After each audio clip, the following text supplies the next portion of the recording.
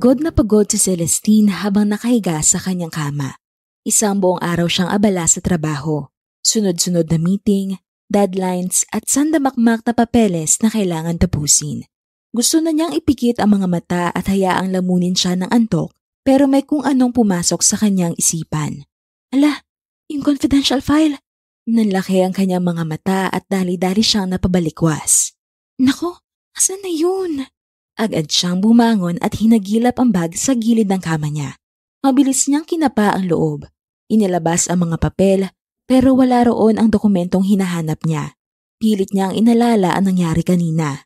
Inoff niya ang laptop, pinatay ang printer, isinara ang mga cabinet, isinuot ang coat at inipit ang buhok. At dito siya napahinto sa paghahanap. Hindi ko nadala yung file. Naiwan ko. Problemadong sagot ni Celestine sa sarili habang nakakapit siya sa bag at napatingin sa orasan. 11:30 na ng gabi. Wala ng tao sa opisina ng ganong oras. Pero hindi siya pwedeng magpahinga na lang at pabayaan na lang ang file na yon kung saan man niya naiwan. Ang confidential document na iyon ay hindi basta ordinaryang report lang.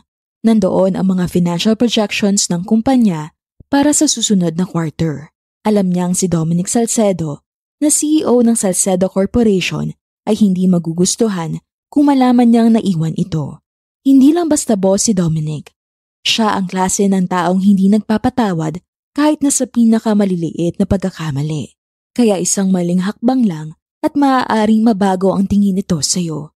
At ngayon, nagkamali siya. Sa unang pagkakataon ay nagkamali si Celestine.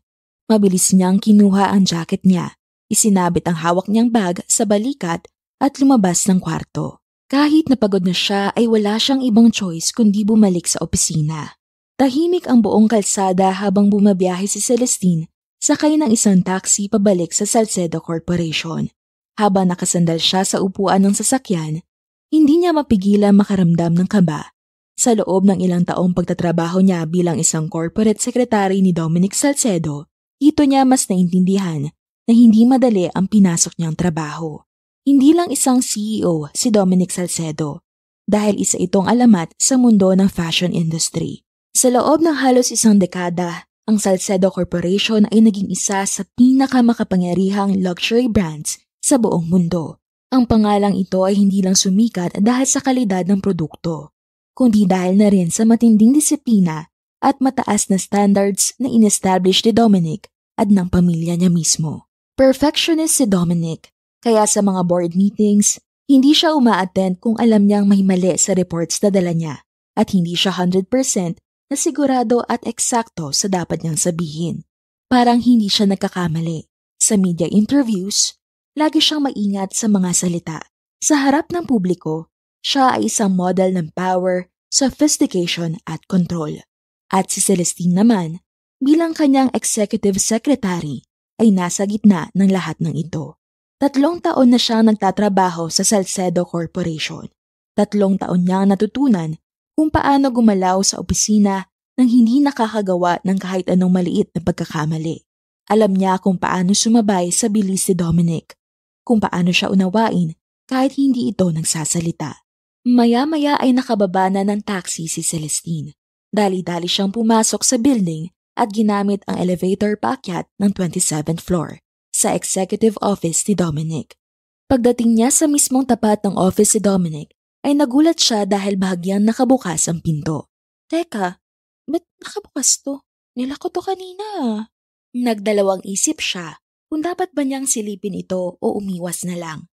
Pero may kung anong nagtulak sa kanya para i-check kung anong meron sa loob at ba't ito nakabukas. Dahan-dahan niyang itinulak ang pinto. At doon, tumigil ang kanyang mundo. Dahan-dahang pumasok si Celestine nang walang ingay. At sa loob ng opisina, dito niya nakita na may kakaibang liwanag sa loob ng opisina ng boss niya. Galing ito sa isang ring light. Maya-maya ay nakakita siya ng isang babaeng naka-royal blue nightgown. Makapal at mahaba ang kulot nitong buhok. Nakatalikod sa kanya habang nakaharap sa isang malaking salamin. Sa tabi nito ay isang makeup kit ang nakabukas. May foundation, eyeshadow palette, lipstick at kung ano-ano pa. Nagtataka si Celestine kung sino ang nakikita niya dahil bakit may ganitong tao sa loob ng opisina ni Dominic. Hindi pa rin nagsasalita si Celestine at tila ba nagpipigil din siya ng hininga niya. Iniisip niya pa nga kung tama ba ang opisinang napasukan niya. Naglakad pa si Celestine papalapit sa taong ito at habang papalapit siya ay mas naririnig niya na kumakanta-kanta pa ito habang nagme-makeup. At maya-maya pa ay napaisip siya bigla na makita sa refleksyon sa salamin ang isang taong pamilyar sa kanya. Pilit niya itong inaaninag para mas klaro niya makita ang mukha nang biglang natabing ni Celestine ang isang tasa sa mesa na nadaanan niya. Diyos ko po! Nagulat si Celestine na mabasag ang tasa pero mas nagulat siya sa kanyang nakita.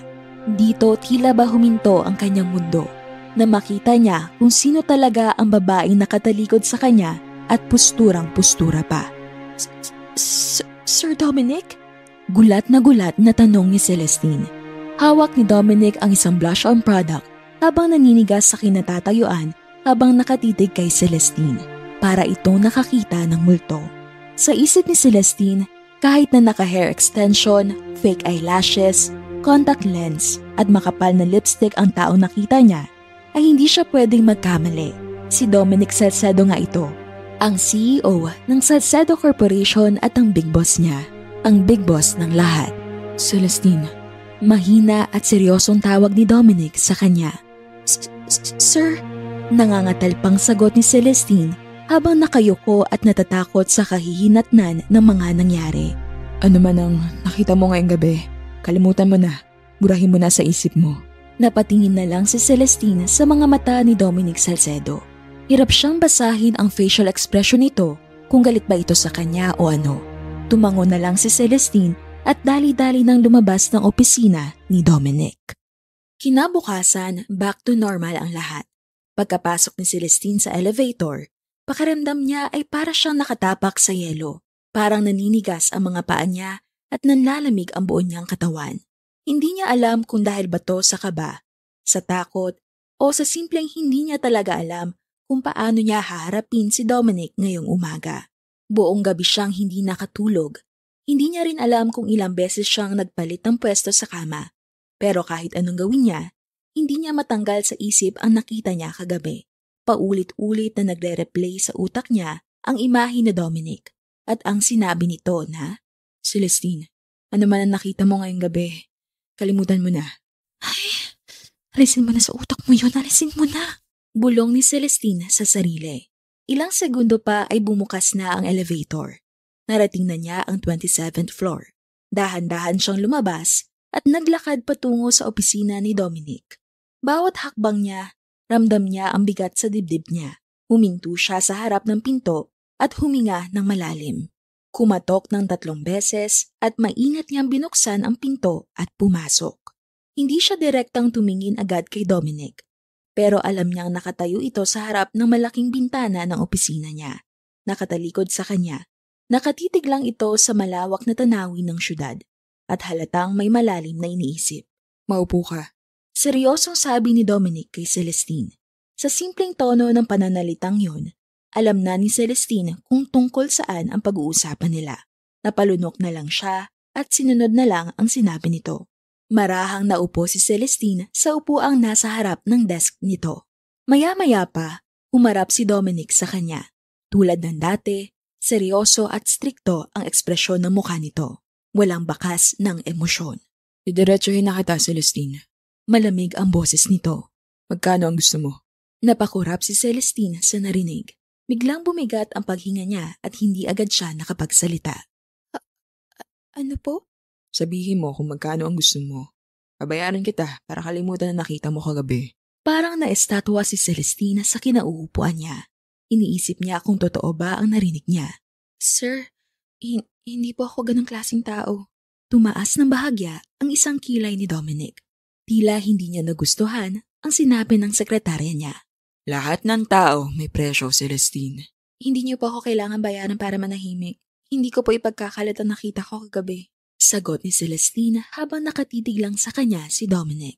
Parang sinusuri ang bawat galaw niya. Ilang segundo ang lumipas bago ito muling nagsalita.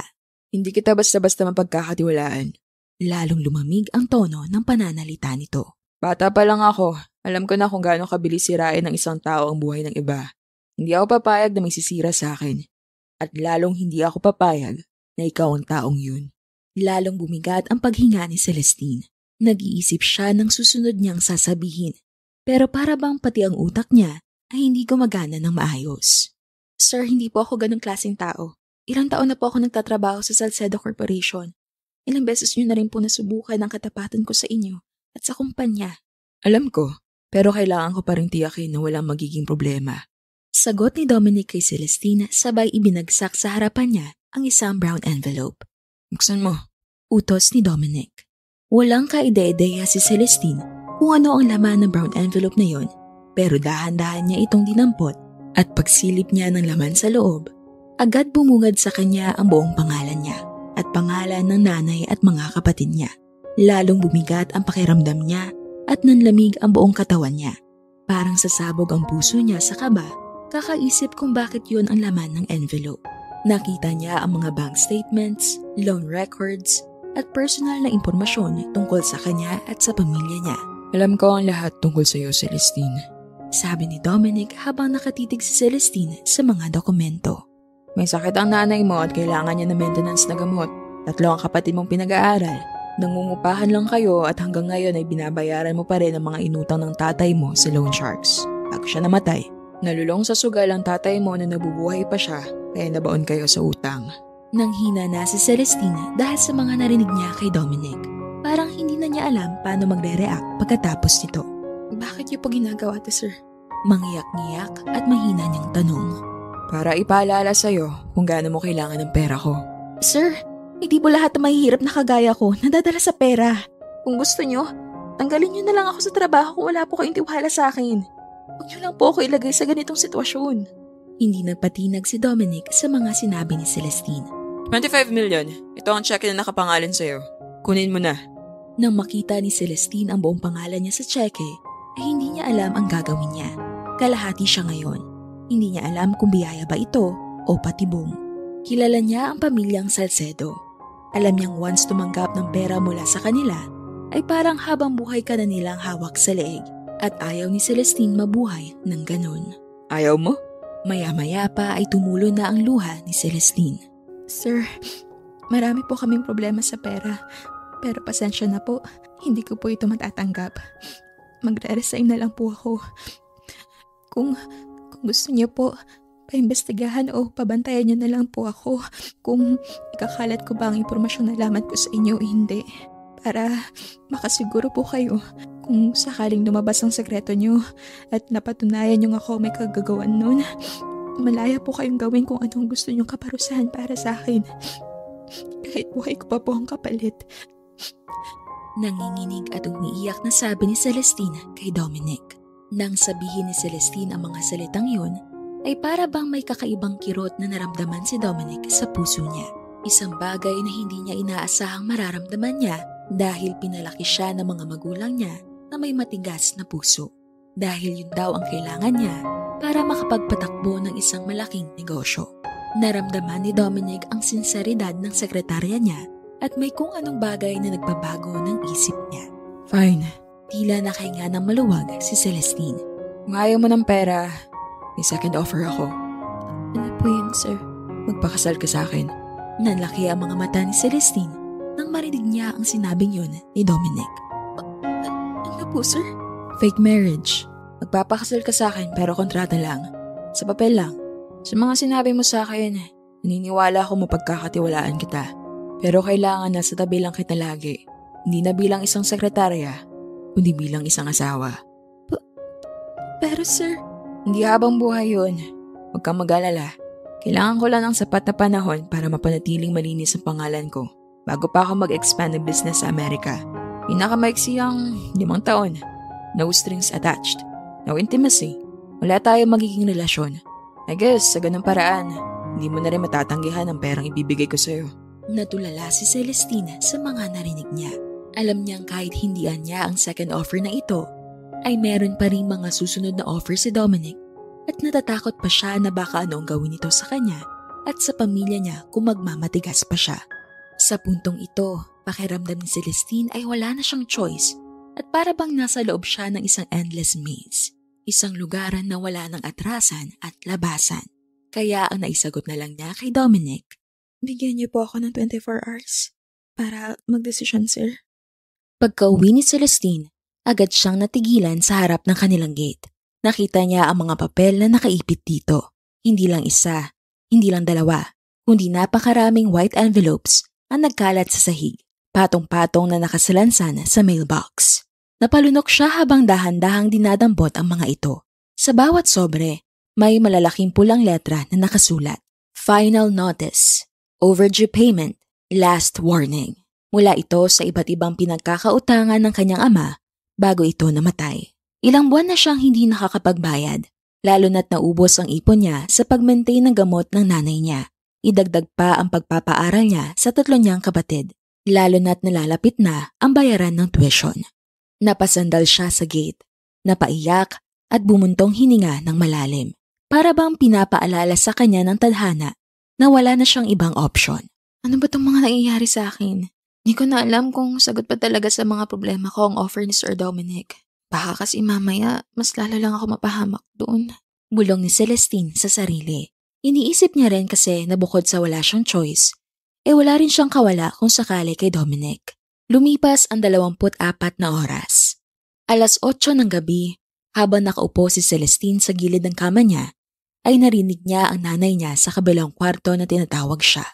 Celestine! Celestine, anak! Tawag sa kanya habang umuubo ito. Dali-dali namang pinuntahan ni Celestine ang nanay niya at inabutan niya ito ng tubig. Nay, wag po kayo mag-alala. Gagawin ko po ang lahat para gumaling kayo. Makakaraos din po tayo. Ilang saglit pa ay tumunog ang hawak na cellphone ni Celestine. Nanlamig siya na mabasa sa screen ang pangalan ng tumatawag. Si Sir Dominic, tumatawag. Ayaw sana niya itong sagutin, pero mas natakot siya sa pwedeng mangyari kung gagawin niya ito. Kaya naman iniwanan ni Celestine ang nanay niya at dali-dali siyang bumalik sa kwarto niya. Hello po, sir. Kabadong sagot ni Celestine. Tapos na ang 24 hours. Malamig at striktong boses sa kabilang linya ang narinig niya. Hinihintay ko ang sagot mo. Kabadong-kabado si Celestine pero alam niyang sa puntong ito ay kailangan na niyang sabihin kung ano ang desisyon niya. Sir, nakapagdesisyon na po ako. Napapikit siya at napahinga ng malalim bago idugtong ang susunod niyang sasabihin. Tinatanggap ko po ang offer niyo, sir. Nang sabihin ni Celestine ang mga salitang yon, ay para bang tumigil ang oras. Maging si Dominic ay hindi rin nakapagsalita agad sa kabilang linya. Ilang segundo pa ay narinig na ni Celestine ang sagot ng boss niya. Good, sisimulan na natin. Walang emosyon na sagot nito sa kanya, sabay baba ng tawag. Nang mga sumunod na araw ay walang sinayang na oras si Dominic. Dali-dali na niyang kinausap ang mga abogado niya at mga contacts na pwedeng tumulong sa kanya para maisagawa ang marriage contract. Tinawagan niya na rin ang mga kamag-anak, business partners, at iba pang kilalang personalidad na dapat dumalo sa kasal. Makasiguradong hindi lang ito isang simpleng pirmahan ng papel. Kailangan magmukhang totoo ang kasal namin ni Celestine sa mata ng publiko. Striktong utos ni Dominic sa kanyang lawyer. Isang gabi bago ang proposal ay kausap ni Dominic ang isa pa niyang advisor at matalik na kaibigan sa opisina niya, si Attorney Oliver, at paulit-ulit nitong inuusisa ang desisyon ni Dominic. Sigurado ka na ba talaga dyan sa desisyon mo, Dominic? Hindi mo ba pagsisisihan yan balang araw? Seryosong tanong ni Attorney Oliver sa kanya. Humikop muna ng kape si Dominic bago niya sinagot ang tanong na yun. Mas pagsisisihan ko kung magkakaroon siya ng alas para sirain ako. Yun lang ang tanging paraan ko para hindi niya magamit ang sekreto ko para saksakin ako sa likod. Desididong sagot ni Dominic kay Attorney Oliver. Yung babaeng yun sekretarya mo, diba? Maganda siya at mukhang matalino. Komento ni Attorney Oliver. Siya ang isa sa pinaka-pinagkakatiwalaan ko dito sa Salcedo. Maasahan din siya. I just can't lose her. Isa siyang asset ng kumpanya. Kinabukasan ay pinatawag na ni Dominic si Celestine. Abala rin ang lahat ng tauhan para maisagawa ang presentation para sa public proposal. Isang romantic dinner date, mga litrato, at isang captured moment kung saan tatanggapin ni Celestine ang engagement ring. Dinala na agad si Celestine sa glam room para ayusan ng mga makeup artist. Sa mga sandaling ito ay gulat na gulat si Celestine sa lahat ng mga nangyayari, lalo na't nasabihan na siya ni Dominic sa mga mangyayari sa araw na yon. Sir, kailangan pa po ba talaga nito? Tanong niya kay Dominic pagkatapos siyang ayusan at halos kalalabas lang ng mga makeup artist. Silang dalawa lang ang naiwan sa loob ng glam room. Samantalang walang pagbabago sa ekspresyon ni Dominic nang marinig niya ito habang umiinom ng tsaa. Umiiwas tayo sa mga pwede makalata na peke ang magiging kasal natin. Kaya huwag ka na maraming tanong. Sumagot ka na lang. Okay po, sir. And one more thing, huwag mo na akong tawaging sir. Huwag ka na rin magpo at opo. Utos si Dominic kay Celestine, sabay lapag ng tasa sa mesa at labas ng glam room. Napatitig na lang si Celestine sa posturang-postura niyang mukha sa harap ng salamin. Hindi niya alam anong iisipin niya. Tatawagin na lang ba niya ang boss niya sa pangalan nito? Hindi siya sanay at lalong hindi niya kayang banggitin ang first name nito nang walang sir. Napailing na lang si Celestine. Hindi pa rin siya makapaniwala sa mga nangyayari at hindi niya rin maialis ang mga mata sa nakikita niyang magandang itsura sa salamin. Yun ang unang pagkakataon na nakapagsuot siya ng ganong branded na makeup, branded na damit at pabango. Maging ang mga hikaw na isinuot sa kanya ay mas mahal pa ata sa buhay niya. Kinagabihan ay proposal program na. Sa isang high-end restaurant, sa harap ng ilang piling bisita at isang grupo ng photographers, lumuhod si Dominic sa harapan ni Celestine habang may hawak na isang mamahaling diamond ring. Celestine, will you marry me? Rektang nakatitig si Dominic sa mga mata ni Celestine habang nakangiti. Hindi naman maintindihan ng dalaga ang nararamdaman niya dahil yun ang unang pagkakataon na tumitig ng ganon sa kanya si Dominic habang nakangiti. Araw-araw naman niya nakikita at nakakasama ito pero hindi niya alam ba't gwapong-gwapo siya sa kanya ngayon. Artistahin ang mukha ni Dominic. Matangkad, mistiso, matangos ang ilong. Katamtaman ang bilog ng mga mata. Binabagayan ang mukha niya ng dimples at lalo nagpapagwapo sa kanya ang makapal niyang kilay. Alam ni Celestine na setup lang ang lahat ng ito. Pero para bang may kakaibang kilig siyang nararamdaman sa puso niya. Ramdam niya namumula siya pero binaliwala na lang niya yon at nag-focus na lang siya sa nangyayari na para bang trabaho lang yun sa kanya. Pwede na ba kitang tawaging Mrs. Salcedo? Kasunod na tanong ni Dominic kay Celestine. Yes, sir. Yes. Oo, Dominic. Papakasalan kita. Nauutal-utal na sagot ni Celestine na muntik pang magkamali sa itatawag niya sa binata. Nagpalakpakan ang mga tao at kaliwat kanan ang mga flash ng kamera sa kanilang dalawa. Napangiti na lang si Celestine dahil bigla siyang niyakap ni Dominic. Lahat ng tao ay binati sila ng congratulations at napakagarapo pa ng handaan dahil may pa-catering pa at wine party. Masaya ang lahat ng tao ng gabing yun pero si Celestine ay tila ba may nararamdamang kakaibang kaba lalo na tuwing napapatingin siya kay Dominic. Ang kaba na ito ay takot sa kung anong susunod na mga mangyayari at kalalabasan nitong setup nila. Pagkatapos nga ng gabi ng proposal na yun, ay mabilis ding inaksyonan ng mga tao ni Dominic ang preparasyon para sa engrandeng kasal nila. Sa mata ng publiko, ito ay isang modern fairy tale wedding.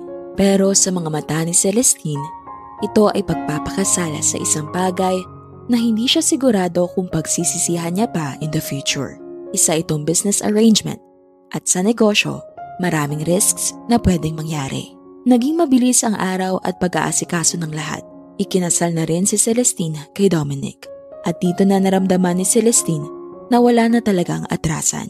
At ngayon, nandito na sila sa honeymoon vacation place nila sa isang private resort. Nasa 4th floor sila ng isang mansyon na nasa beachfront kung saan kitang-kita ang view pag sunrise at sunset. Palubog na ang araw. Nakamasid lang si Celestina sa labas. Nakatayo sa harap ng malaking glass window habang nasa likod niya ang kama kung saan andoon si Dominic. Nakahiga at natutulog. Ang payapa ng dagat sa view ni Celestine pero ang kalooban niya ay parang sasabog sa kakasigaw. Dito niya kasi mas naramdaman na parang hawak na siya sa leeg ng mga Salcedo. Maya-maya pa ay napaupo na si Celestine sa kama. Napatingin siya kay Dominic at hindi niya napigilan ang mapansin na parang ibang tao si Dominic kapag tulog. Napakaamo ng mukha nito at ang lumanay ng pagkakapikit ng mga mata niya na para bang wala siyang mabibigat na problema at responsibilidad na pinapasan. Walang bakas ng tensyon, walang mabigat na ekspresyon, parang isang munting batang natutulog lang. Maya-maya ay nagulat naman si Celestine nang biglang Kahit hindi ka nagsasalita, nararamdaman ko pag may nakamasid sa akin habang tulog ako. Kalmadong sabi ni Dominic sa kanya. Sorry po, sir. Diba sabi ko sa'yo, huwag ka na mag-sir sa akin. Kailangan masanay ka na. Mamaya niyan, madulas ka sa harap ng board meetings. Sorry. Sabay talikod ni Dominic sa kanya at saka nito hinablot ang kumot para makatulog na ng tuloy-tuloy. Magpahinga ka na muna. Mamaya 9 p.m. mag-dinner tayo sa labas. Humiga na lang din si Celestine katabi si Dominic. Pero komportable ang dalaga na walang gagawin sa kanyang hindi maganda si Dominic. Panatag siya sa usapan nila na walang string attached. Walang mahuhulog ang loob sa isa't isa at walang foul play na mangyayari. Si Celestine kasi ay never been kissed at never been touched. 28 years old na siya, pero wala pa siyang nagiging boyfriend or any sexual experience.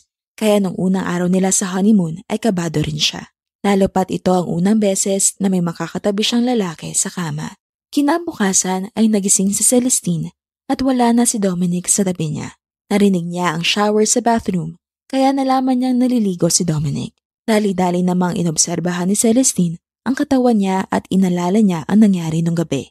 At dito niya napagtantong safe talaga siya kay Dominic. Minsan sumasagi sa isip ni Celestine yung gabing nakita niya si Dominic na nakapambabaeng attire at full pack makeup. May mga nagtutulak sa kanya minsan na itanong yon kay Dominic kung bakit siya nakaganon, anong dahilan at nagsusuot siya ng ganon. May problema ba siya sa identity niya? At kung ano-ano pa. Gustuhin man tong itanong ni Celestine pero hindi siya sigurado kung dapat ba nila tong pag-usapan kaya tinago na lang niya to sa sarili niya. Inisip niya na tuluyan na lang din niya siguro yung kakalimutan na para bang hindi yon nangyari. Hindi nagtagal si Celestine at Dominic sa honeymoon nila at bumalik na sila agad na Maynila dahil sunod-sunod na agad ang meeting si Dominic. Hindi pa man sila nakakaisang linggong bakasyon. Dumiretso sila sa penthouse kung saan nakatira ang binata. Kinabukasan, maagang umaga pa lang pero ang loob ng penthouse ay tahimik at napuno ng aroma ng fresh brewed coffee. Paglabas ni Celestine mula sa kwarto, naabutan niya si Dominic sa sala area. Nakarelax lang sa upuan, may hawak na iPad at mukhang abala sa pagbabasa ng business reports. Dito na nasabi ni Celestine sa sarili niya na back to normal na naman. Strikto at work mode na kasi ulit ang mukha ni Dominic. Perpekto na naman ito sa itsura niya. 3-piece suit, navy blue ang coat, may mamahaling silver cufflinks at naka-sweep back ang buhok.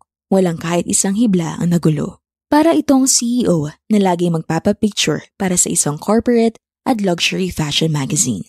Hindi na nag-almusal si Celestine. Naisip niyang sa opisina na lang siya magkakape.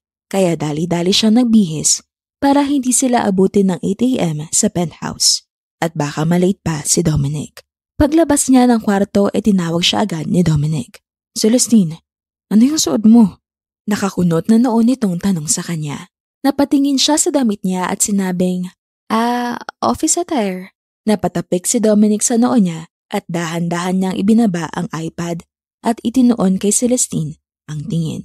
Isang mabigat, matalim at mapanuring tingin na parang sinusuri ang isang failed business investment. Halatang halata ni Celestine ang ibig sabihin ng mga tingin ni Dominic sa kanya. Tumingin ito sa blouse niya. Plain, ordinaryo, walang dating. Sumunod ay sa slacks niya. Walang form, walang impact. Parang isang intern na nagmamadaling pumasok sa trabaho. At sa dulo, sa sapatos niya, black flats. Luma, kita na ang ilang bahagyang gasgas sa gilid. Nagtagal ang tingin ni Dominic sa paa niya bago ito bumuntong hininga at umiling. Palitan mo na yung corporate look mo. Hindi na kita sekretary. Asawa na kita sa papel. At COO ka na ng Salcedo Corporation. Nanlaki ang mga mata ni Celestine. COO? Napatingin ulit si Dominic sa kanya. Parang hindi makapaniwalang hindi pa siya gets. COO ka na ng isang luxury fashion brand, Celestine. Asawa kita. Asawa kita sa mata ng lahat. Tapos, ganyan ang itsura mo? Paano ba? Nalilitong sagot ni Celestine. Maya-maya ay may tinawag sa phone si Dominic habang patingin-tingin sa kanya. Hello? Kailangan magmukhang expensive, elegant at intimidating ang look ng asawa ko. May board meeting kami ngayong araw, 1 p.m. Make sure may handa niyo siya. Nagulat si Celestine sa narinig. Halika na, Celestine. Pupunta tayo sa flagship store ng Salcedo. Hindi gaanong naintindihan ni Celestine kung anong gagawin, pero sumunod na lang siya. Bumiyahe si Dominic at Celestine papuntang flagship store ng Salcedo Corporation. Ilang oras ang lumipas. Bumaba sila sa private elevator ng isang high-end mall kung saan naroon ang flagship store ng Salcedo clothing brand. Habang naglalakad si Celestine sa loob ng mall, hindi niya maiwasang mapansin ang paglingon ng mga tao sa kanila. Pero mas nagulat siya nang bumungad sa kanila ang buong staff ng store. Nakahanay at tila nakapila lang para sa kanilang pagdating. "Good morning, Mr. and Mrs. Salcedo." Bati ng mga empleyado, sabay yuko. Napatigil si Celestine. "Mrs.?" Bulong niya sa sarili na tila ba hindi pa rin siya makapaniwala na pumayag siyang maikasal kay Dominic kahit nasa papel. Dati naman siyang pumupunta sa mga malls na to bilang sekretary ni Dominic, pero wala naman ganitong treatment. Noon, halos hindi siya pinapansin ng mga empleyado. Ngayon, parang bigla siyang naging reyna. Naglakad lang si Dominic papasok. Kalmado pa rin. Para bang normal lang ito sa kanya. Pero siya, parang nasa ibang mundo. Big deal ito para kay Celestine. Pagkapasok nila sa VIP lounge ng store, agad lumapit ang isang sales associate. "Sir, inihanda na po namin ang pinakamagagandang collection para kay Ma'am Celestine. Pwede na po tayo mag-umpisa." Tumango lang si Dominic. Saka lumingon kay Celestine at itinuro kung saang staff ito sasama para may assist siya. "Ma'am, please come with me po." Akay ng isang staff kay Celestine. Sa loob ng dressing room, sunod-sunod ang pagpapalit ni Celestine ng iba't ibang designer dresses. May elegant silk gowns, tailored blazers, at chic business attire. Mga damitang never niyang naisip na maisusuot niya. Tuwing lalabas siya ng dressing room, naroon si Dominic. Nakaupo sa leather couch, nakatitig sa kanya. Pero sa halip na purihin siya, panay lang ang maikli at matitigas na sagot nito. "Hindi bagay. Too simple. Mukhang pang sekretary pa rin." Paulit-ulit niyang naririnig yon hanggang sa paglabas ni Celestine mula sa fitting room, nag-ala Emily in Paris ang datingan niya.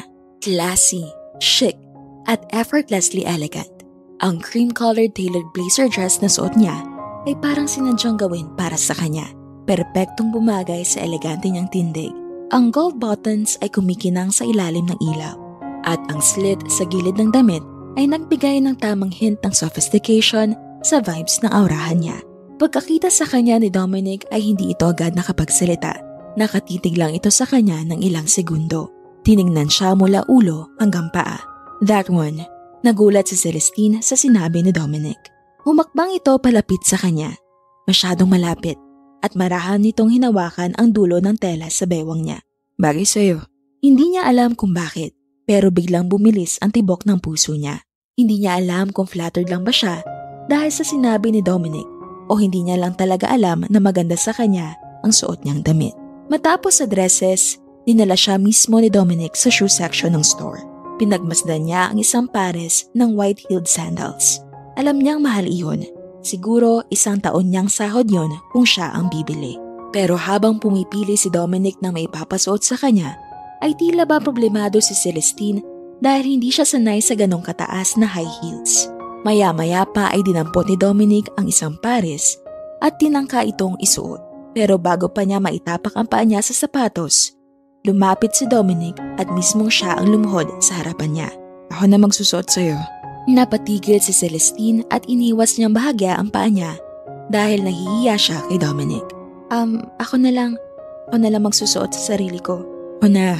Maingat na hinawakan ni Dominic ang kanang paa ni Celestine at inalalayan siya para maisuot ito sa sandals na napili niya.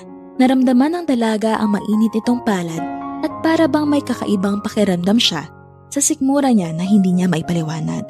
Pagkatapos, tumayo si Dominic at pinagmasdan siya mula ulo hanggang paa. "Subukan mo maglakad." Tumango lang si Celestine, pero sa pangalawang hakbang pa lang niya, "Aray!" Natapilok na agad siya. Pero bago pa siya bumagsak, ay mabilis siyang hinatak ni Dominic pabalik. Sa sandaling ito ay para bang pareho silang nasa slow motion. Nagtagpo ang mga mata nila. Sobrang lapit ng mukha nila sa isa't isa. Sa sobrang lapit ay nararamdaman na nila ang init ng hininga ng isa't isa. Hindi alam ni Dominic ang kaba na naramdaman niya at ganun din si Celestine. Ilang segundo pa ay biglang inalalayan na ni Dominic si Celestine na makatayo ng tuwid balik sa balansi niya. Maging maingat ka. Bulong ni Dominic. Mahina pero with authority. Ayoko ng lampang COO. Pahabol na sabi ni Dominic kay Celestine pero tila ba hindi ito makatingin ng diretsyo sa kanya. Ganon din si Celestine na nakatingin lang sa flooring habang kausap ng binata. Sa paglipas ng mga araw at linggo, tila hindi pa rin makapaniwala si Celestine sa lahat ng pagbabagong nangyayari sa buhay niya. Bagong mundo, bagong siya. Yun ang nararamdaman niya sa bawat araw na tinuturuan siya ni Dominic. May mga times na nakakalimutan niyang trabaho o setup lang ang lahat dahil masyado siyang nakikarried away sa mga ginagawa nila ni Dominic. Naalala niya pa dati isang simpleng executive secretary lang siya. Nagbabaon pa siya ng ulam at patagong kakain sa pantry dahil bagoong lang at talong ang ulam niya. Hindi siya makapagkape ng mamahalin dahil puro 3-in-1 lang ang kaya niyang bilhin dahil sa dami ng kailangan niyang pagkagastusan. Pero ngayon, lahat ng mga bagay na gustong-gusto niyang maranasan at makuha dati ay parang patak lang ng ulan na bumabagsak sabay-sabay sa kanya. COO na siya ngayon ng Salcedo Corporation. Ang dating sekretary lang, ngayon meron na siyang 5 sekretary. 7:00 na ng gabi, nasa corporate office pa rin si Celestine at Dominic. Nakaupo si Dominic sa black executive chair niya habang nakatingin kay Celestine at hinihintay itong matapos sa pinapa-review niya. Basa mo na? Seryosong tanong ni Dominic kay Celestine. Napatungo lang si Celestine at sinabing, iniintindi ko pa. Ang daming numbers eh. Bago sa akin lahat to kaya nangangapa pa ako. Sensya na. Hindi mo kailangan basahin lahat. Intindihan mo lang yung mahalagang figures, yung total at variance. Ano ang projection ng third quarter sales natin? Ano ang demand sa Europe? Ano ang projected cost ng production sa susunod na season? Yun lang ang mahalagang kailangan mong maintindihan, Celestine. Ha? Sa sinabing yun ni Dominic ay lalong naguluhan at nalito si Celestine. Sa reaksyon niyang yun ay napatingin lang sa kanya si Dominic. Saka napabuntong hininga at umiling. Celestine, simula ngayon, ikaw na ang COO. Hindi pwedeng ganyan ka. Kung gusto mong magtagal sa posisyong yan, kailangan mo matutong mag-isip tulad ng isang Salcedo. Lumapit ito, pinatong ang 2 kamay sa mesa at tumitig sa kanya. Simulan na natin ang first lesson mo, how to run a luxury empire. Hinarap ni Dominic ang screen ng laptop niya kay Celestine at nagsimula itong mag-discuss. Okay, number 1. Understanding brand power and luxury market. People don't buy clothes, they buy status. Ang isang luxury clothing brand ay hindi lang tungkol sa damit. Hindi lang ito tungkol sa fabric, stitches o designs. Ang binibili ng tao sa isang high-end brand tulad ng Salcedo ay status. Status? Curious na tanong ni Celestine. Oo. Kapag bumili ka ng isang Salcedo coat na nagkakahalaga ng ₱250,000, hindi lang tela at pagkakatahi nito ang binabayaran mo. Binabayaran mo ang pagiging exclusive, ang pagiging untouchable. Kaya kailangan protektado ang imahe ng brand natin. Hindi tayo nagbebenta ng damit, nagbebenta tayo ng kapangyarihan. Napakurap si Celestine. Pero paano kung may gustong bumili pero hindi afford? Paano kung gusto nila yung ganong style o feeling ng pagiging exclusive o untouchable? Diretso ang titig ni Dominic sa kanya. Then it's not for them. Hindi sila ang target market natin. Natahimik si Celestine sa sagot na yon ni Dominic. The moment everyone can afford it, it loses its value. Patuloy nito. Kapag ang isang Salcedo suit ay naging kasing accessible ng fast fashion brands, tapos na ang pangalan natin. Kaya hindi tayo basta gumagawa ng damit. We build a reputation. Namangha si Celestine sa lahat ng narinig niya. Na-realize niya na ganito pala mag-isip ang isang Salcedo. Naiintindihan mo ba lahat ng mga sinabi ko, Celestine? Oo. Oo naman. Naiintindihan ko. Ang galing lang. Manghang-manghang sagot ni Celestine kay Dominic. You're not just my wife. You are the backbone of this company. Sa tono ng pananalitang yon ni Dominic, ay parang ang sarap pakinggan para kay Celestine. Pero biglang may bumubulong sa isip niya na hindi yun totoo at ang ipinapaalala na setup lang ang lahat ng yon. Lumapit si Dominic sa kanya, tumingin ng diretsyo sa mata niya. Huwag mong isipin na asawa lang kita sa papel. Ikaw na ngayon ang COO ng Salcedo Corporation. Parte yon ng pinirmahan mong kontrata. Ang trabaho mo ay tiyakin na ang buong operations ng kumpanya ay tumatakbo na maayos. Ibig sabihin, ikaw ang may hawak sa daily operations, production, and logistics. Napabuntong hininga si Celestine sa huling sinabi na yon ni Dominic. Naramdaman na naman niya ang pressure. Pero magiging honest ako. Hindi ako sigurado kung kakayanin kong gampanan ng maayos ang tungkuling yan.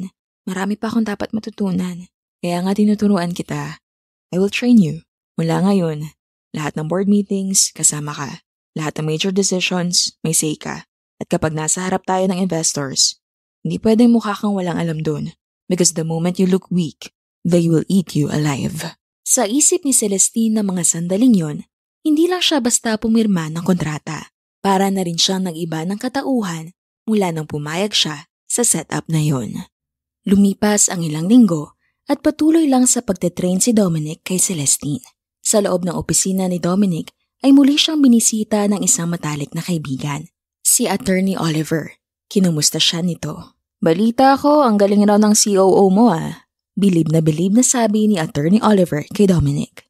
Tama lang naman. Dala-dala niya ang pangalan ng Salcedo, kaya dapat lang talagang galingan niya. Sagot naman ni Dominic.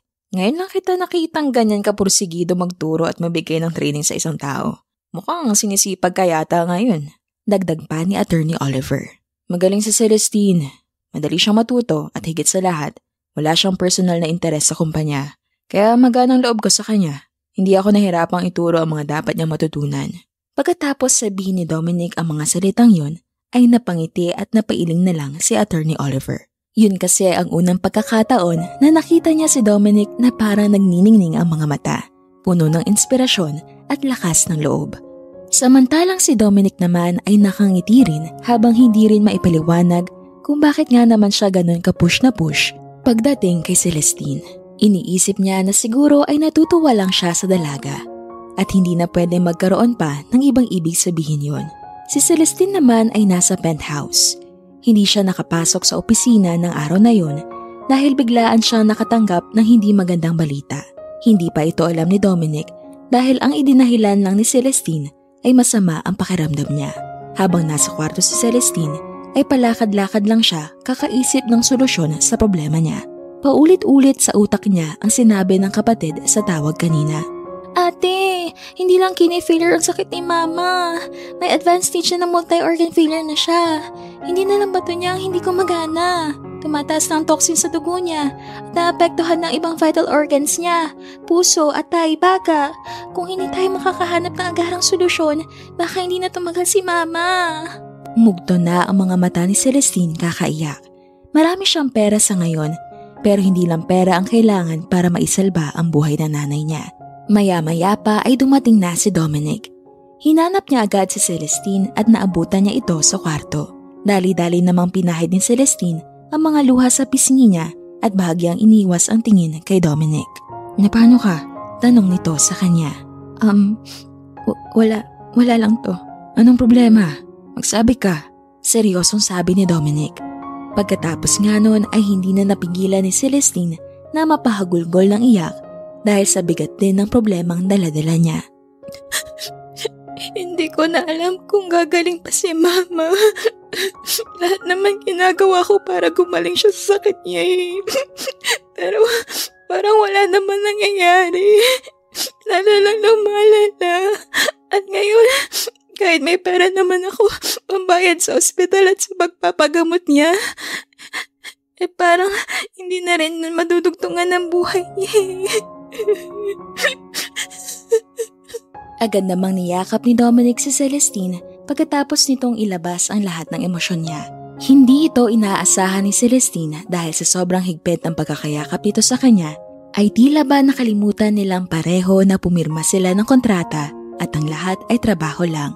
Ang yakap nilang yun ay punong-puno ng pagmamahal at pagmamalasakit. Huwag ka nang umiyak. Gagawan ko ng paraan para mailigtas ang nanay mo. Kahit ipadala ko pa siya sa Amerika para doon siya maipagamot, sigurado ako may pag-asa siyang gumaling doon. Nanlaki ang mga mata ni Celestine nang sabihin yun ni Dominic. Hindi siya makapaniwala na handang tumulong ng ganon ang isang taong boss naman talaga niya at wala yun sa pinirmahan nilang kontrata. Parang lumambot ang puso ni Dominic bigla sa kanya at ipinaramdam nito sa kanya na anuman ang mangyari ay nandyan siya palagi para kay Celestine. Dominic, hindi ko hiniling na gawin mo to, pero kung may magagawa ka para masalba ang nanay ko, Pangako, tatanawin ko tong malaking utang na loob sa'yo. Salamat. Maraming salamat. Buong pusong pagtanaw ng utang na loob ni Celestine kay Dominic. Kinabukasan nga ay agad nang inarrange ni Dominic ang lahat para maipadala sa Amerika ang nanay ni Celestine at tuluyan na ngang doon magpagamot. Pinaasikaso niya sa mga tauhan niya ang passport, visa at tutuluyan ng nanay at kapatid ni Celestine. Pati ang ospital na pagdadalhan ay nakahanda na rin. Hinatid na sila ni Celestine at Dominic sa airport at doon na nga niyakap din na mahigpit ni Celestine ang kanyang ina at pinangakong lahat ay gagawin niya para gumaling lang ito. Pagkatapos nga noon ay mas sinipagan pa at ginalingan ni Celestine sa trabaho niya. Gusto niya makabawi sa kabutihan ni Dominic sa kanya kaya mas lalo niyang pinagbuti ang pagiging COO niya sa Salcedo Corporation. At natuwa naman ang buong kumpanya, lalo na ang CEO nito na si Dominic dahil sa improvement ni Celestine at malaki ang naitulong nito sa operations ng negosyo nila. Lumipas ang ilang buwan at nalalapit na ang birthday ni Dominic. Kaya naman pinag-isipan talaga ni Celestine kung paano niya gagawing espesyal ang araw na yon. Hanggang sa dumating na nga ang eksaktong petsa ng birthday nito at hindi pumayag si Celestine na hindi siya makakapaghanda ng isang surprise dinner para dito. Nang gabing yon, tahimik ang buong penthouse pagpasok ni Dominic.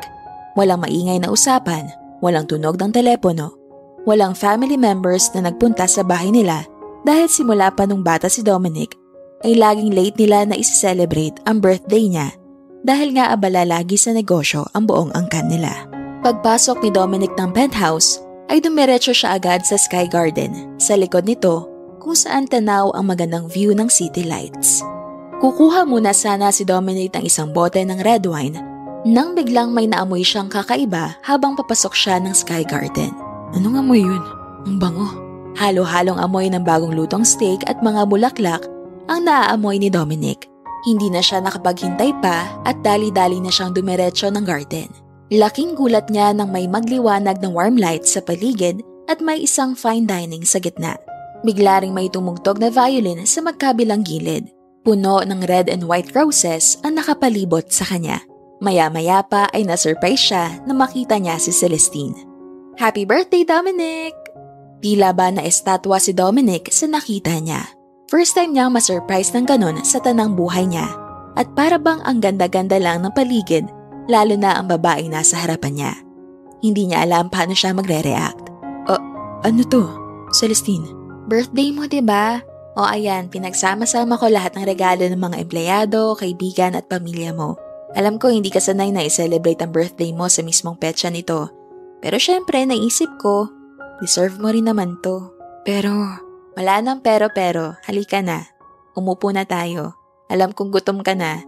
Pinahanda ko lahat ng paborito mo. Ayan, may steak, salad, pasta, and itong red wine. Hindi maipaliwanag ni Dominic ang saya na nararamdaman niya sa nangyayaring ito ngayon. Kanina pa siya nakatitig lang sa mukha ni Celestine habang nakangiti at tila ba hindi pa rin alam ang sasabihin. Ano ka ba? Huwag mo nga akong tingnan ng ganyan. Naiilang ako. Kumain ka na. Celestine, bakit mo to ginagawa?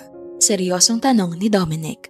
Ngumiti si Celestine at rektang tumingin sa mga mata ni Dominic at sinabing, bukod sa gusto kitang pasalamatan, syempre, gusto kitang i-treat, gusto kong maranasan mo ang espesyal na gabing to sa espesyal na araw ng buhay mo. Dahil espesyal ka, deserve mong maranasan ng ganito kahit minsan lang. Ramdam ni Celestine na sumaya si Dominic ng mga sandaling yon.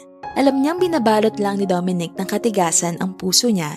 Pero sa loob-loob nito, ay kaya niyang maramdaman kung paano ang itrato ng espesyal. Maya-maya pa ay ibinigay na ni Celestine ang isang mamahaling regalo kay Dominic. Ano naman to? Ano pa ba? Di regalo ko sa'yo. Ano yun? Sila lang ba pwedeng magregalo? Binuksan na ni Dominic ang balot ng regalo at dito nakita niya ang isang maliit na pahabang box. Teka, ang mahal nito ah. Executive pen na may 24K gold at may naka-engrave na initials ko. Nagustuhan mo ba? Kitang-kita sa mga reaksyon ni Dominic na nasiyahan siya sa niregalong yon ni Celestine. Nakakatanggap naman siya ng mga ganong mamahaling executive pen. Pero iba itong natanggap niya ngayon. Mas lalo pang naging kakaiba dahil galing ito kay Celestine. Kaya naman buong puso siyang nagpasalamat sa dalaga. Habang nagkakasiyahan silang dalawa, ay biglang may seryosong naitanong naman si Celestine kay Dominic pagkatapos nitong inumin ang isang baso ng wine. Dominic, meron lang sana akong gustong itanong sa'yo. Seryosong tanong ni Celestine sa binata. Sure, ano yun? Sana okay lang itanong to. Sana huwag ka magalit sa akin. Promise, talagang curious lang ako. Tungkol ba to sa nakita mo ng gabing yun? Inunahan na agad ni Dominic si Celestine bago niya pa masabi ang itatanong nito sa kanya. Biglang napaiwas ng tingin si Celestine kay Dominic. Para bang nababasa nito ang isip niya. Kaya bigla siyang nahiya. Curious ka kung anong ibig sabihin nun, tama? Tila ba hindi na alam ni Celestine kung paano sasagutin ang tanong na yon ni Dominic. Siya ang nagsimula ng usapan na to, pero ngayon ay hindi niya alam kung paano tatapusin. Sorry, pasensya ka na. Okay lang kung hindi mo masasagot. Kalimutan mo na. Huwag mo na intindihan yung tanong ko. Buhay ko na ang Salcedo clothing brand. Lahat ng best-selling designs ay nabuo ko sa loob ng kwarto ko. O kaya sa opisina ko. Ako ang nagla-layout, ako ang nagpapatahi, ako ang nagsusukat, sinusukat ko sa sarili ko. Nagulat si Celestina nang marinig ang mga yon kay Dominic. Tungkol naman sa kung bakit ako naka-makeup, syempre, normal lang yon kung isusukat ko ang fashion design ko. Kailangan nakaayos din ang mukha ko para alam ko kung anong look ang babagay sa magsusuot ng designs ng Salcedo. Hindi ko alam kung ano meron sa akin, pero yun lang ang paraan na ginawa ko kaya napalaki ko ang Salcedo clothing line. Hindi ako nag-hire ng fashion designer talaga. Lahat, ako ang bumubuo. Napanganga na lang si Celestina pagkatapos sabihin ni Dominic ang mga salitang yon. Nung una kasi, kaya rin siya pumayag na maikasal kay Dominic kahit na sa papel lang, dahil alam niyang hindi sila talo. Akala niya parehong lalaki ang gusto nila at kampante siyang hindi niya magugustuhan si Dominic at wala itong gagawin sa kanyang wala sa kasulatan ng kontrata dahil nga akala niya may pusong babae ito. Akala niya, isa itong babae na nagtatago sa katawan ng isang Dominic Salcedo. Ganun pala yun? Kaya pala ang gaganda at sikat ng Salcedo brand. Kinangkilik ng buong mundo ang designs mo kasi sa kakaibang paraan mo ito binubuo. Bakit? Ha? Anong bakit? Bakit mo na itanong? Ano bang nasa isip mo? Wala. Natanong ko lang.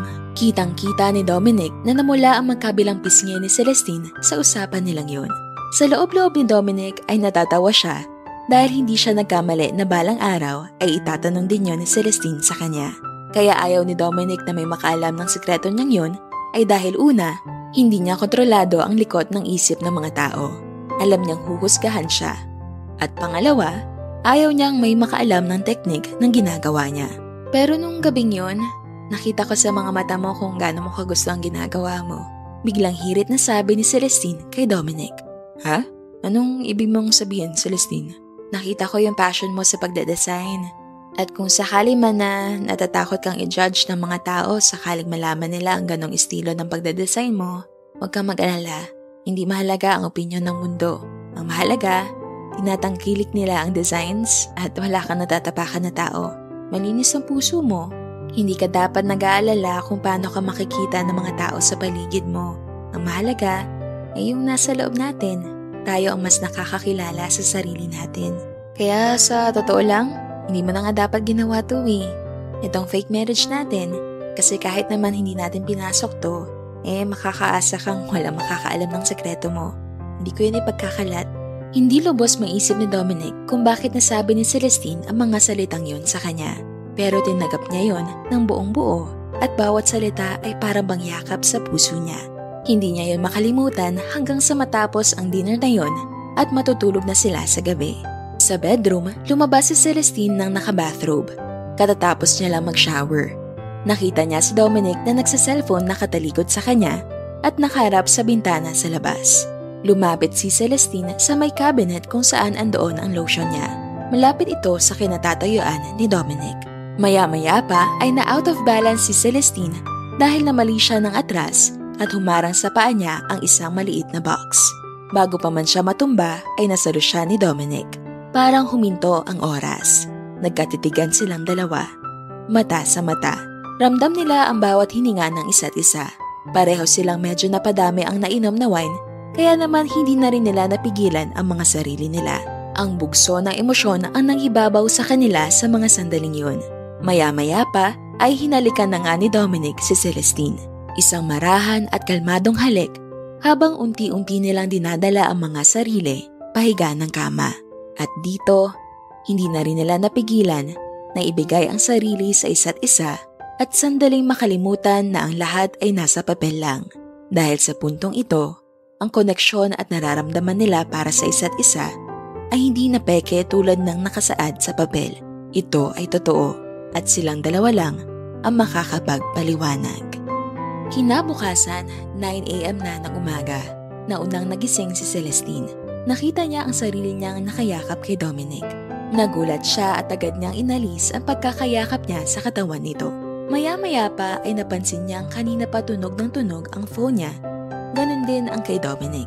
Ang hindi alam ni Celestine, habang tulog sila ni Dominic, ay gising na ang buong mundo dahil sa isang balita. Pagkahawak nga ni Celestine ng phone niya, ay agad bumulaga sa kanya ang kaliwat kanang post sa social media at doon nabasa niya ang mga naglalakihang caption sa posts kung saan nakita niya ang photos nila ni Dominic. Fake marriage ng Salcedo Corporation CEO at COO nabunyag na. Gay or identity crisis ni Dominic Salcedo, kumpirmado. Salcedo Clothing Empire, itinatag ng CEO na nagdadamit babaeng lihim. Pagkakakilanlan ng CEO, pinagdududahan. Ano ang katotohanan? Parang huminto ang tibok ng puso ni Celestine nang sunod-sunod niyang mabasa ang mga yon. Nanginginig ang mga kamay niya at nanlalamig ang buo niyang katawan. Ni hindi niya alam paano niya gigisingin si Dominic para ibalita ang mga ito. Parang mga langgam na nagpulasan ang mga nagsisipag-comment na netizens. Lahat ng paratang ay panira sa pangalan ni Dominic Salcedo at sa kanya. Hindi. Paano to nangyari? Ilang ulit kinurot ni Celestine ang sarili para magising dahil parang isang bangungot ang nangyayari ng mga sandaling ito. Maya-maya pa ay nagising na si Dominic at tinanong siya kung anong meron at bakit ganon ang ekspresyon ng mukha niya. Kinuha ni Dominic ang phone niya na akma sanang pipigilan pa ni Celestine pero huli na at nabasa na agad ni Dominic ang mga messages sa kanya ng investors, mga staffs ng Salcedo Corporation, ng mga abogado niya at halos sumabog ang notifications ng social media niya dahil sa dami ng messages. Katatapos lang ng araw ng birthday ni Dominic, tapos ganito pa ang nangyari. Hindi agad nakapagsalita si Dominic at kinukuskos na lang niya ng dalawang kamay ang mukha niya. Baka sa mukha ni Dominic ang pagka-shock dahil sa mga nabasa. Dominic, sabi ni Celestine sa kanya, sabay tapik sa likod nito. Dali-daling tumayo si Dominic at ibinato ang cellphone niya na siya namang tumama sa babasaging salamin ng cabinet sa kwarto nila. Ano nangyayari? Ano to? Paano nangyari yan? Bakit may ganyan? Paano nakalabas yan, Celestine? Tayong dalawa lang nakakaalam yan. Tayo lang! Parang bombang sumabog si Dominic sa galit. Lumagundong ang buong kwarto dahil sa lakas ng pagsigaw niya. Ni hindi alam ni Celestine ang gagawin dahil wala naman talaga siyang alam sa nangyari at bakit bigla na lang nagkaroon ng ganon. Naiyak na lang si Celestine habang nagpapaliwanag kay Dominic. Wala akong alam. Hindi ko alam kung ano yan at bakit may mga ganyan. Paliwanag din Celestine habang umiiyak. Nakatitig lang si Dominic sa kanya habang nanggigigil ang kamao nito sa galit. Alam ni Celestine na hindi siya sinisisi ni Dominic pero kitang-kita niya sa mga mata nito ang kalituhan at pagtatanong kung paano nangyari yon. Gayong silang dalawa lang naman ang nakakaalam ng sikreto. Kung kailan naman nagkakamabutihan na sila, ay ganito pa ang nangyari. Agad tinawagan ni Dominic ang mga abogado niya at private investigators para alamin kung nag-leak ang ganitong impormasyon sa media at sa publiko. Dali-dali namang kumilos ang buong legal team ng Salcedo Corporation para sa issue na ito.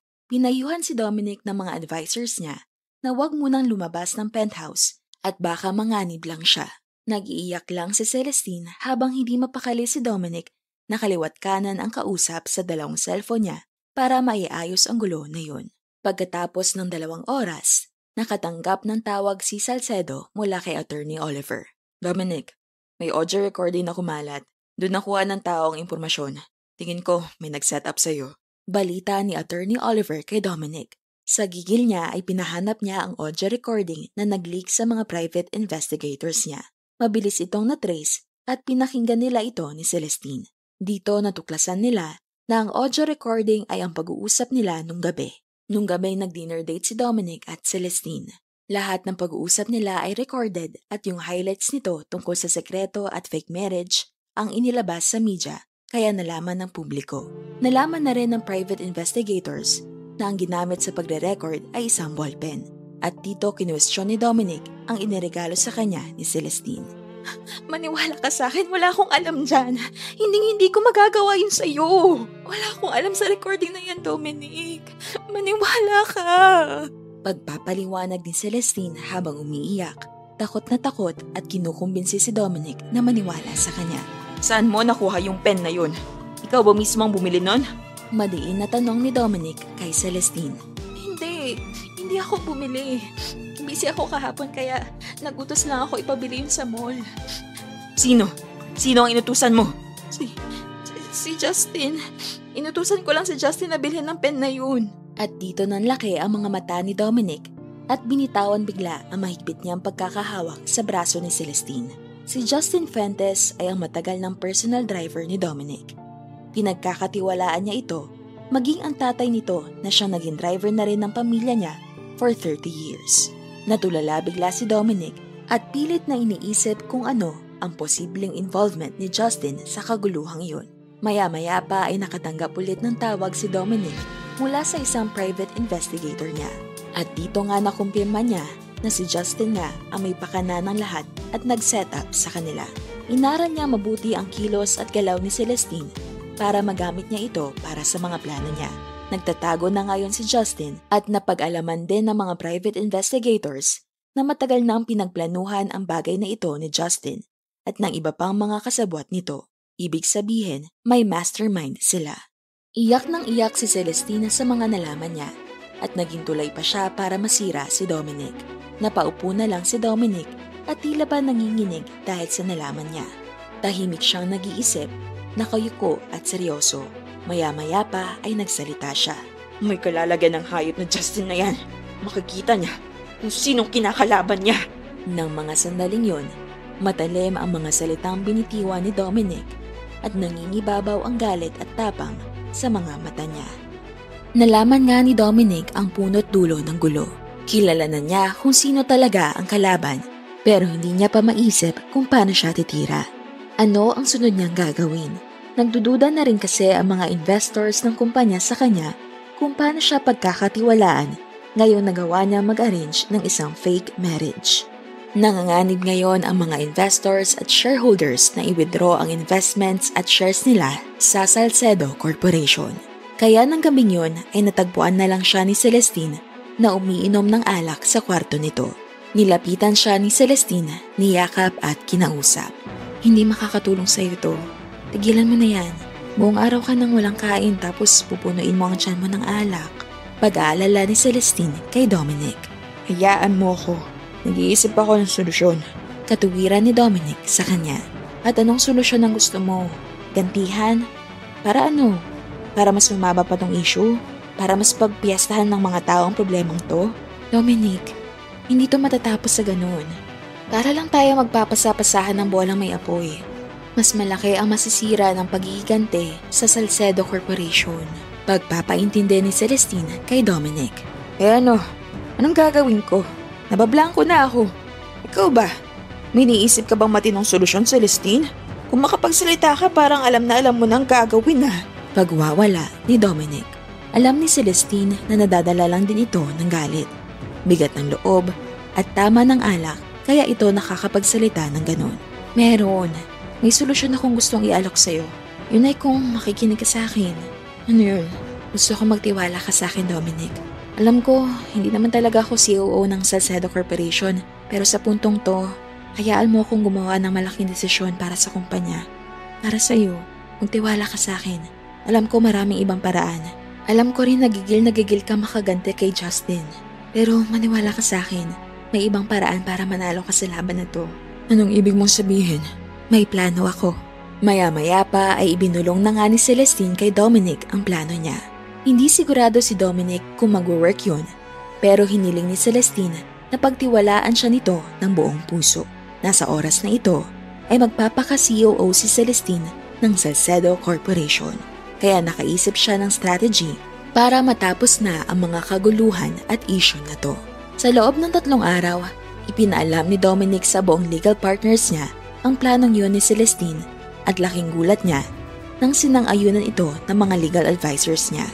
Ang goal ni Celestine ay masolve ang problemang yun sa paraang hindi ito ikasisira ng kumpanya at hindi ito ikababagsak ni Dominic Salcedo bilang CEO nito. Naisip nilang magpa-presscon pero gagawin ito sa isang malaking event. Isang fashion show with business expo at partners ng Salcedo na darating. Naging open din sila sa mga interviewers at reporters na mag-attend ng event. Nang mismong araw na ngang yun, habang nasa loob ng makeup room, ay nilapitan ni Celestine si Dominic. Kinakabahan ka ba? Ang lamig ng mga kamay mo. Medyo. Sino ba namang hindi kakabahan? Hindi ako sigurado kung magwo-work ba tong plano mo. Okay lang na hindi ka sigurado. Basta magtiwala ka pa rin. Ituloy mo lang. Pagpapalakas ng loob ni Celestine kay Dominic habang tinatapik-tapik ang likod nito. Magkausap sila habang parehong nakatingin sa malaking vanity mirror. Lahat ng salitang magpapalakas ng loob ni Dominic ay sinabi sa kanya ni Celestine. Alam mo ba kung paano ginagawa ang isang diamante? Bulong ni Celestine. Tiningnan siya ni Dominic. Nagtataka ito kung saan papunta ang usapan na yun. Paano? Lahat ng diamante dumadaan sa refining bago gumanda at kuminang ng todo. Patuloy ni Celestine. Pero ano man ang dungis ng isang diamante, ano man ang korte nito, patuloy itong kikinang. Kasi yun ang totoong ganda niya. At ikaw yun, Dominic. Ano man ang paninirang gawin nila sa'yo, basta manatili lang tapat ang puso mo sa kung sino ka talaga. Hinding-hindi nila mababago ang pagkatao mo. Pagkatapos sabihin ni Celestine ang salitang yon kay Dominic, ay tila ba nabuhayan ito ng lakas. Ang kaninang kabado niyang pakiramdam ay napalitan ng katatagan ng loob at ngayon, handa na siyang humarap sa mundo. Niyakap ni Dominic si Celestine. Pagkatapos ay nagpatuloy na ang preparasyon ni Dominic para sa malaking event sa gabing yun. Ilang oras pa ay nag-go-signal na ang mga event coordinator na kailangan na maghanda ng lahat dahil magsisimula na ang event pagkatapos ng ilang minuto. Huminga na ng malalim si Dominic at tumingin siya kay Celestine para sabihing handa na siya at yun na ang sandaling pinakahihintay ng lahat.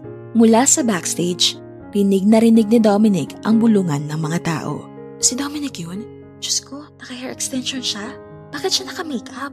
Ba't ganyan ang suot niya? Grabe, Becky pala si Dominic Salcedo.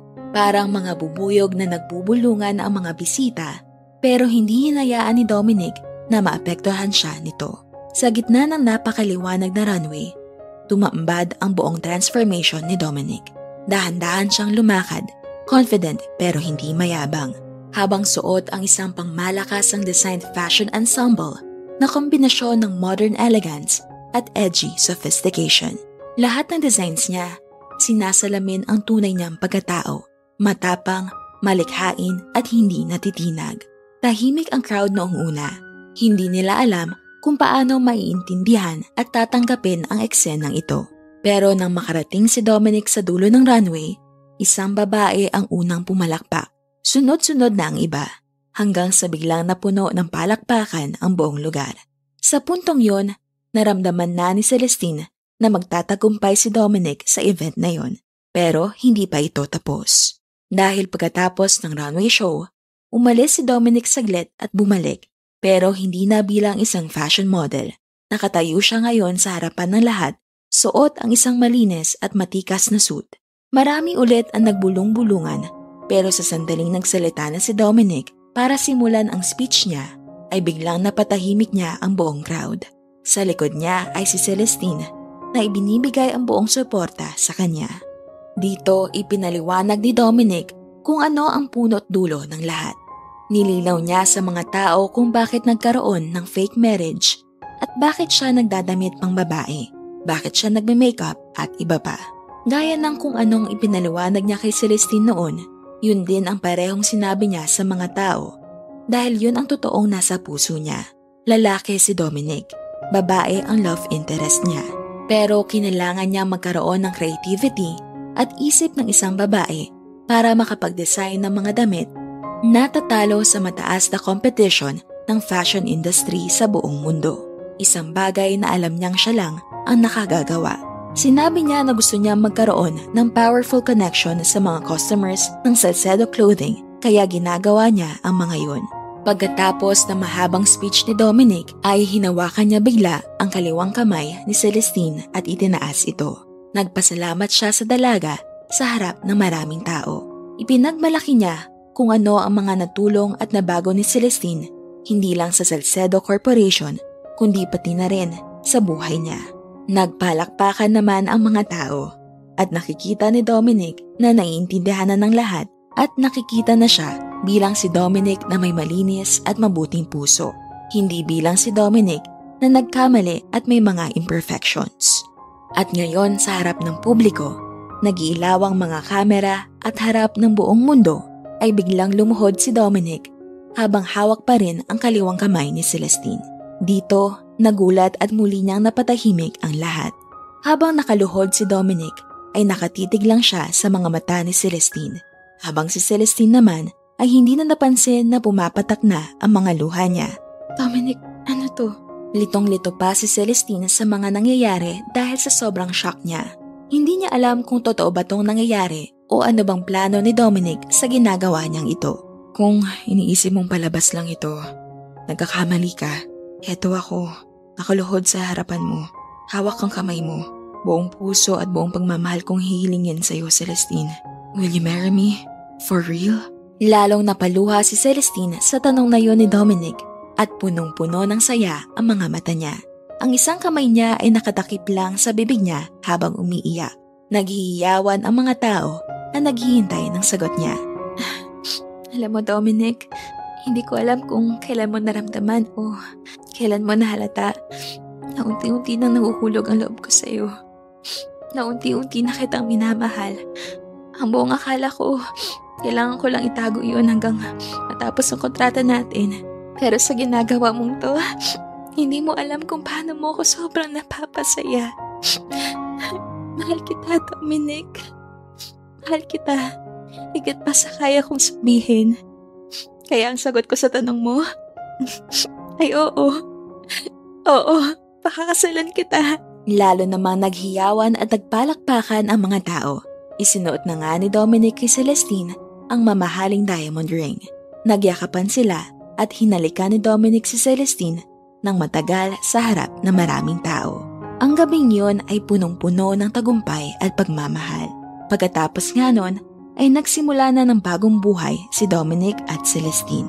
Nagpakasal na nga sila at ngayon ay buntis na si Celestine. Magaling na rin ang nanay ni Celestine at nakauwi na sila ng Pinas. Isinama na rin ni Dominic sa mansyon nila ni Celestine ang pamilya nito. Wala nang mas isasaya pa sa buhay si Celestine dahil nakuha niya ang regalong walang kapantay ng anumang yaman sa mundo. Wala na ring ibang hihilingin pa si Dominic dahil hawak na niya ang puso ng babaeng higit pa sa kahit na anong material na bagay na meron siya.